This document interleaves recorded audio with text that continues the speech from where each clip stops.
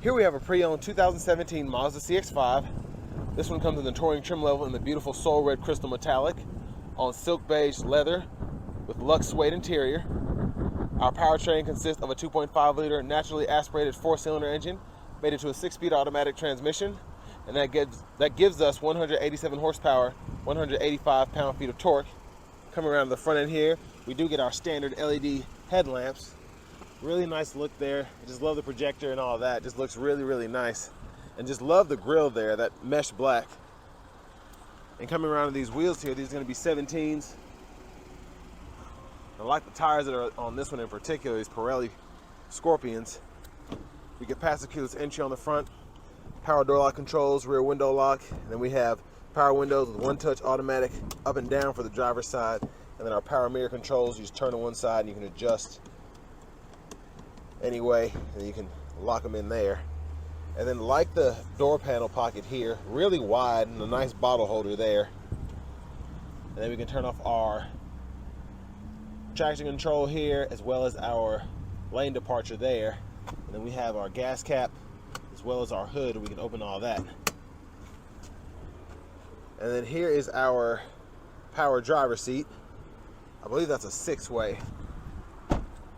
But I have the seat up front adjusted for someone of my size. Let's go ahead and check out the leg room. So not fantastic. Of course, the seat is up higher. It's kind of an awkward angle, as you can see. They're just up high, but tons of space underneath for my legs. And you have seat back pockets on both sides. But wide enough to fit my longer leg and kneecap in between. But that's not as comfortable as some other vehicles I've seen. But still, it's a Mazda CX-5. But rear AC vents are here. The middle seat folds down. We have a little storage pocket here, cup holders here. And then a grab handle here, clothes hanger there. We could put probably one hanger up there. Let's make our way to the back. So I pop the gas cap, and there's that there. And then coming around to the back end, ever since Mazda dropped these in 2000, I want to say, whenever they redid it, I guess 16, 17, these new CX-5s just look really, really good. They've been ahead of their time for a minute. But love that look. Love the dual exhaust there.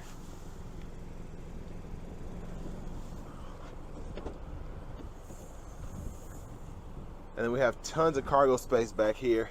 And then I love that we can fold that seat flat in front of us when the up front seats are up far enough. And then you have all that additional space. But on top of that, you also have your spare underneath here too, with all the tools you need for that. So they just did a really good job with making sure that everything was where it was supposed to be when you needed it. But going around to the back seat here, we can, of course, to get that back up, just fold it back into place. And it's pretty easy to do. I think the seat belt's in the way on that side. But if you want to fold it from up front, you can also just pull that lever there. And then, like I said, when the seat's up far enough, it'll fold flat.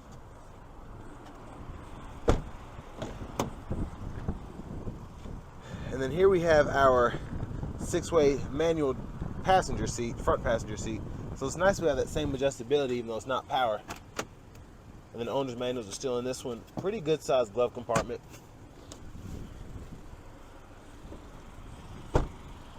But like I said, just really ahead of its time in terms of just overall exterior looks. And I actually really like that suede leather combo too. But it's covered up. There's that 2.5-liter naturally aspirated 4-cylinder. 187, 185. Let's go ahead and hop in the driver's seat. Really loving this soul red crystal though. Really pretty color. So we do get a leather wrap steering wheel here. Just a little bit of wear on the bottom here for whatever reason. I don't know if that's just the user or if that's how these wear, because the top seems to be in perfect shape. I will say this seat's a little rickety, but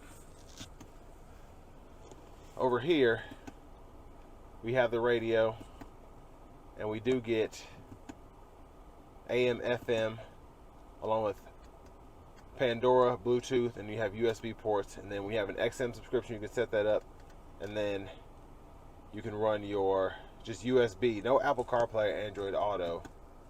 But of course, they have aftermarket options for that. Then you can set your sound settings here, bass, treble, all that.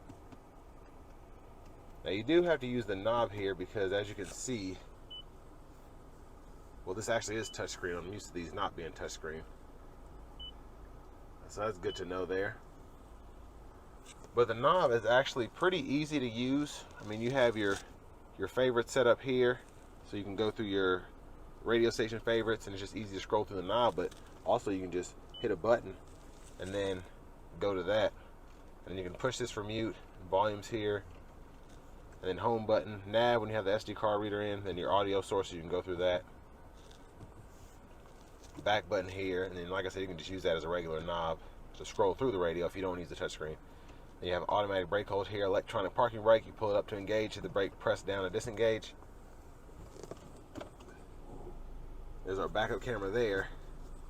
No guidelines that follow you, but they have lines there anyway for when you're going straight.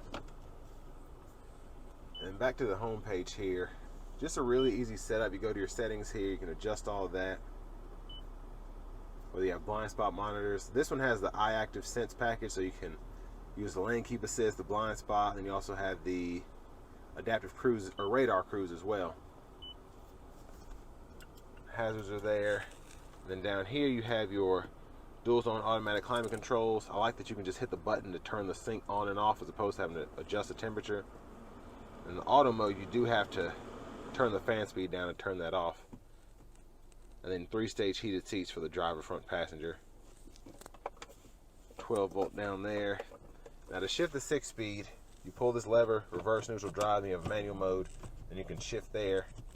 And then you just have a normal mode, and then your sport mode, you just press up to go into that. Cup holders here. Like the center console cubby space, you have 2 more USB inputs, and then an aux input, another 12 volt, and then the SD card reader if you ever want to get that put in for your navigation. And the removable tray is nice as well. Just a really nice space there. There's the back seat from up here, and the sunglasses holder. Now to the left side of the steering wheel, we do have volume controls, and we have track list and radio station preset controls there, and you can actually click it for info, and that info is actually what goes through on that digital side of the gauge cluster on the right. And then you can toggle your voice recognition there. So I like that you actually have buttons you can push, and then you can get out of your voice recognition there. Bluetooth button is here when that's connected. And then to the right side, you can go through your modes for your cruise. And I really just like how smart this was. So I can go between radar cruise and standard cruise just by the touch of a button. I don't have to hold it down or do anything crazy, anything like that. You can actually adjust the gap for the radar cruise as well, and you have 4 different settings for that. And then your standard cruise, like you normally use, are on the right. And blinkers are here, headlamps, there's your auto mode there. And then to the right side, you have your one-time auto mode. You can adjust that here for the automatic wipers, and you have a low and a high. And then rear wipers here, and then you pull that for rear wiper fluid, push up here for front wiper fluid.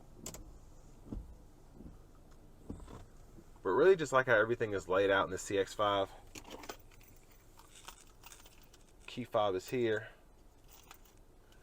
But now to what I'm most interested in. Let's go ahead and take this 2017 Mazda CX-5 Touring out on the road for a quick test drive. So decent power so far. Just coming out of that corner, I was surprised. As you get higher up in the RPMs, you can actually feel how much faster it gets as you're getting more power through that rev range there.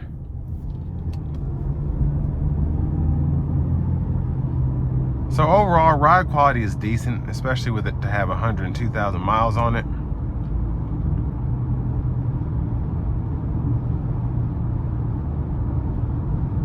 And just really easy to drive.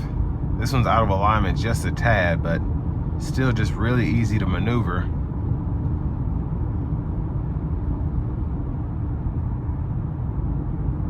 And overall, pretty good sound acoustics in the cabin.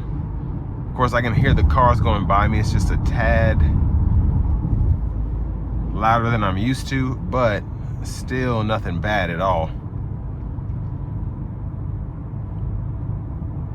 Now, overall, I will say this front seat, the driver's seat here, is a little bit loose. So I don't know if something in particular happened to this, but that's just something that's going on here.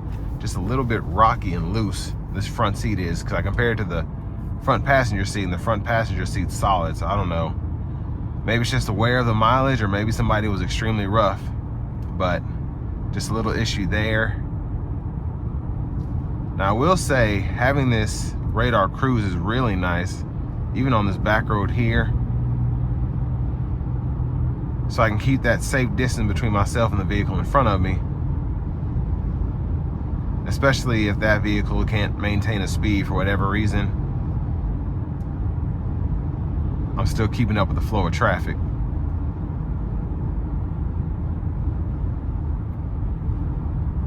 And just a really good brake feel there.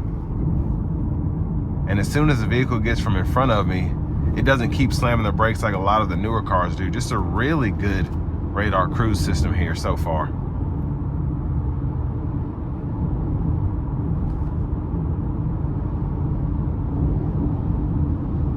But yeah, solid ride. Definitely an 8.5 to me.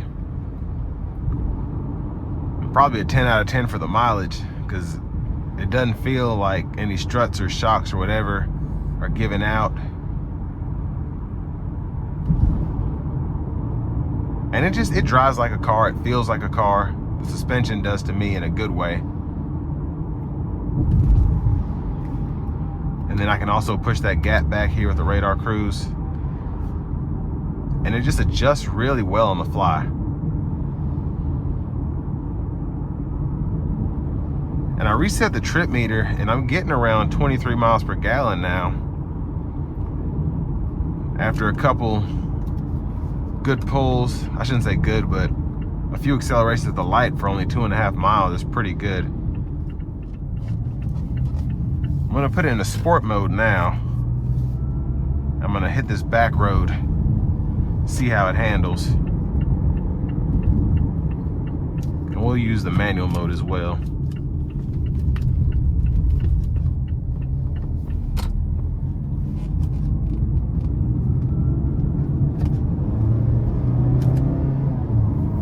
So not what I'm used to.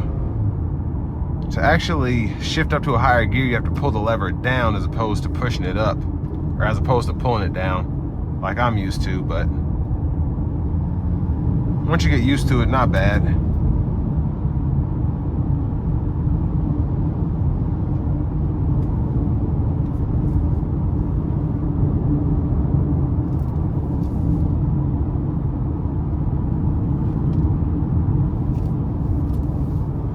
Just a little bit of body roll. Takes these corners pretty nicely.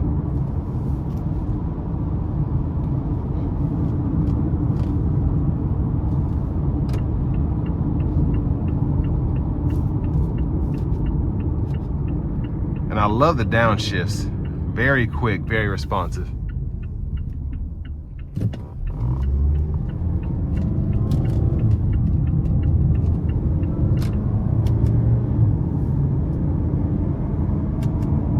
Yeah, the shifts are just really, really good with this 6-speed. It's an actual shiftable automatic. It doesn't, you know, it may or may not take your suggestion. It actually does what it's supposed to do when you tell it to do so.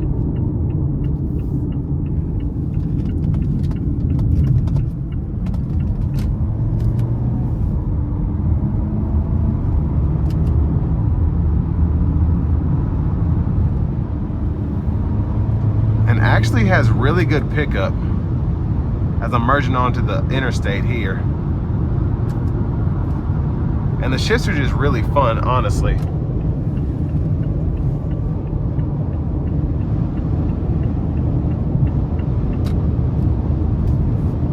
So I'm gonna put it back into the auto mode there. And then I'm gonna turn this cruise on.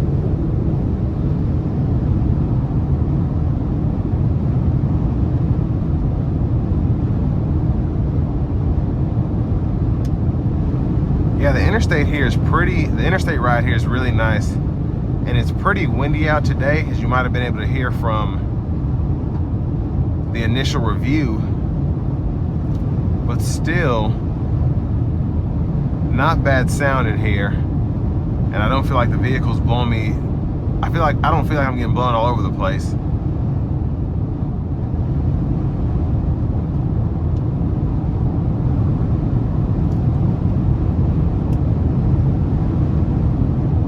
And yeah, really solid ride coming down the interstate here. Not crazy smooth, but certainly not rough, and just a really easy drive.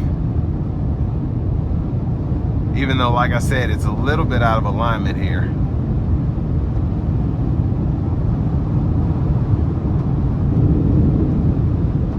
But final thoughts on the CX-5, particularly in 17, this was meant to be a competitor for the CR-V, for the RAV4, for the Equinox that was out, the Terrain,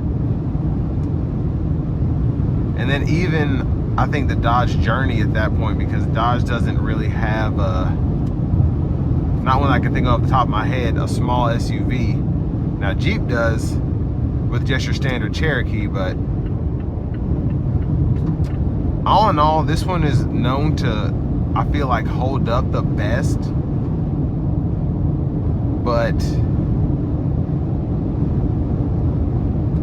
I mean, this one has 102,000 miles on it, and not seeing anything out of the ordinary. You have the wear and tear, like I said, on the steering wheel, but everything here is just holding up really nicely, drives really well.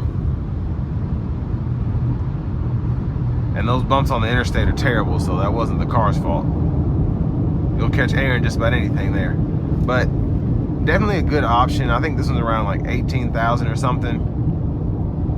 So it still has a lot of life left in it, in my opinion. But that's pretty much all I have to say. That'll bring me to the end of my review on this 2017 Mazda CX-5 Touring.